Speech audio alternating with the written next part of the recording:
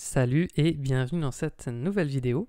Aujourd'hui on va voir comment faire pour créer un effet pop-out sur Photoshop, donc un effet tel que celui-ci avec le modèle qui sort de l'image. Donc je vais créer un nouveau document tout de suite. Alors je vais le faire ici de 2000 pixels de largeur. Je vais mettre 1400 en hauteur, en 300 dpi. Couleur RGB et je vais choisir ici 16 bits parce que comme je vais mettre un dégradé, il ne va pas apparaître de bonne qualité si je laisse 8 bits.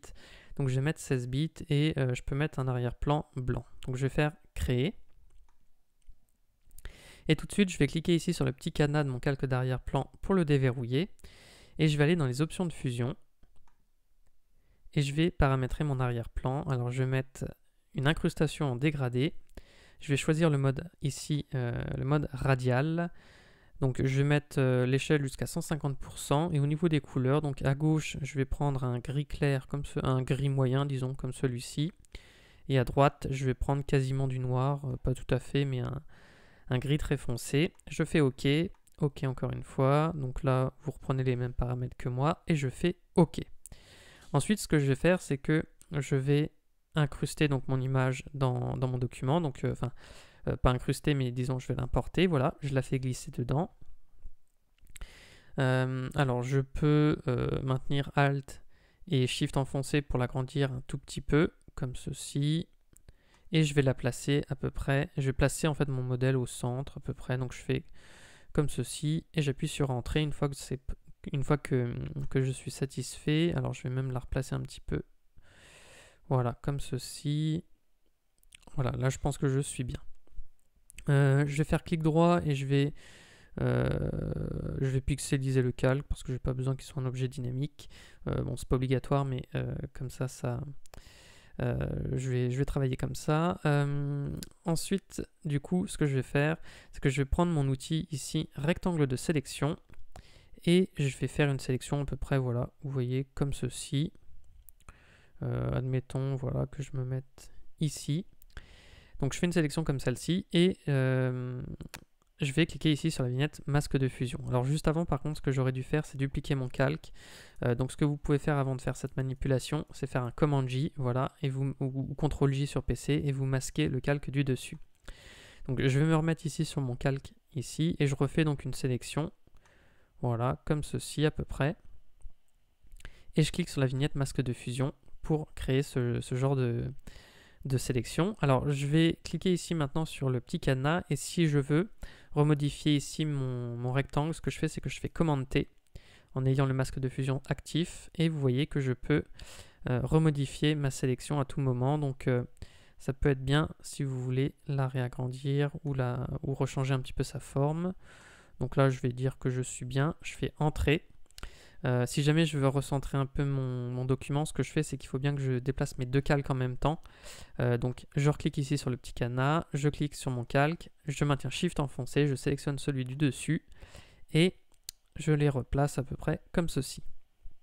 Ensuite, ce que je vais faire, c'est que je resélectionne ici mon calque, je vais dans les options de fusion et je vais choisir contour. Cette fois, donc, je vais mettre un contour de taille de couleur blanche. Je vais choisir le mode intérieur parce que si je choisis extérieur, vous voyez mon contour sur extérieur il est arrondi, c'est pas ce que je veux, donc je choisis intérieur et là je vais baisser un petit peu la taille, j'ai pas besoin que ce soit si grand, je vais me mettre par exemple à voilà, dans les 25 pixels, 27 pixels à peu près, je fais Entrée et donc là je suis plutôt bien à ce niveau là. Donc ce que je vais faire c'est que je vais faire réapparaître mon modèle au dessus maintenant, donc je remets mon calque du dessus visible. Je vais prendre ici ma sélection rapide et je vais faire une sélection du modèle.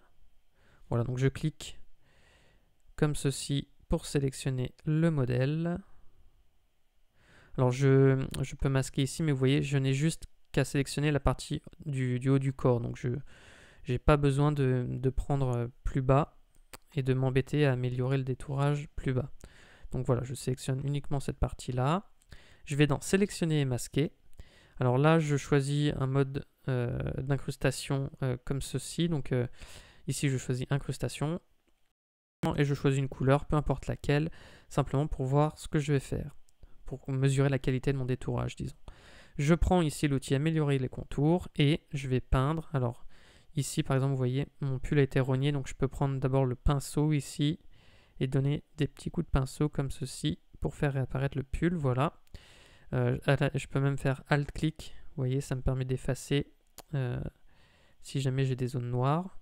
Et je vais prendre mon outil améliorer les contours et je vais passer sur le bord de tous les cheveux en fait, comme ceci. Alors pas de panique si au début ça donne pas quelque chose de très bon, on va réaméliorer ça juste après.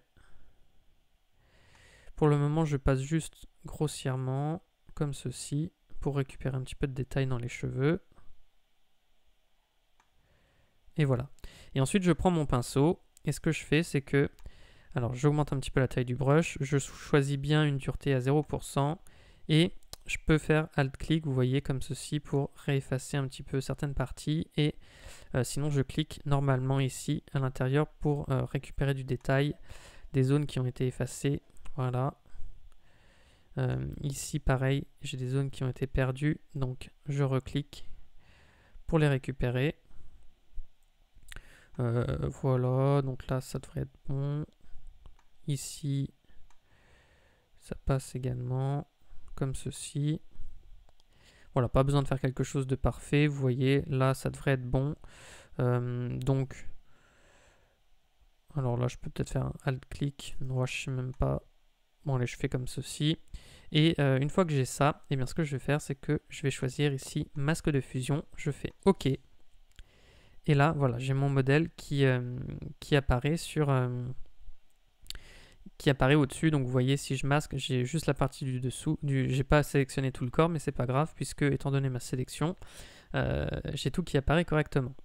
Ce que je vais faire, c'est que je vais me mettre ici sur mon calque d'arrière-plan, je vais créer un nouveau calque et je vais maintenir commande ou contrôle sur PC enfoncé en même temps que je vais cliquer ici sur la vignette du masque de fusion. Ça me permet de faire une sélection et sur cette sélection, en fait, ce que je vais faire, c'est que je vais prendre ici la peinture noire, je fais OK. Je prends mon pot de peinture et je fais un clic. Je fais commande D pour désélectionner. Et là, en fait, on voit que j'ai simplement rempli mon calque de noir sur la même taille, sur la même surface que ma vignette ici du cadre. Ce que je vais faire ensuite, c'est que je vais recliquer ici sur le petit cadenas pour casser le lien entre le cadre et entre la sélection en rectangle, disons, et l'image. Et je vais aller dans Édition, Transformation, Déformation. Et là, je vais augmenter, vous voyez, par exemple, je vais déplacer ces curseurs pour créer une déformation. Voilà, donc après, à vous de les placer comme vous le souhaitez. Donc pour faire quelque chose de plus ou moins prononcé, disons. Voilà, admettons que là, ce soit... alors, je vais peut-être baisser un tout petit peu celui-ci. Voilà, je fais Entrée. Et ensuite, du coup, donc là, j'ai mon effet qui est bien. Je peux remettre mon cadenas ici. Et donc là, ce sera mon ombre, en fait. Et mon calque ombre, ce que je vais faire, c'est que je vais lui mettre un filtre de flou gaussien. Donc, je vais dans Filtre, Flou gaussien. Et je vais lui mettre, alors, je peux le mettre, par exemple, à... Alors là, comme mon arrière-plan est noir, je vois plus trop ce que je fais. Bon, admettons que voilà, 47%. Je peux masquer mon effet ici pour voir ce que ça donne. Alors c'est peut-être un peu trop. Bon, ou alors mettez un peu moins, bon, comme vous voulez.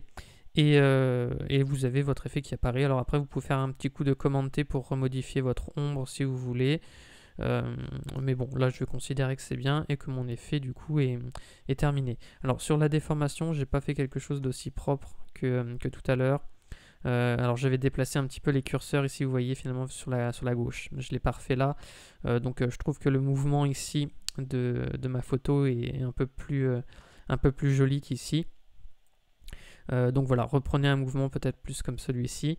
Mais sinon, donc, on a répété toutes les étapes pour réussir cet effet. Donc j'espère que cette vidéo vous aura plu.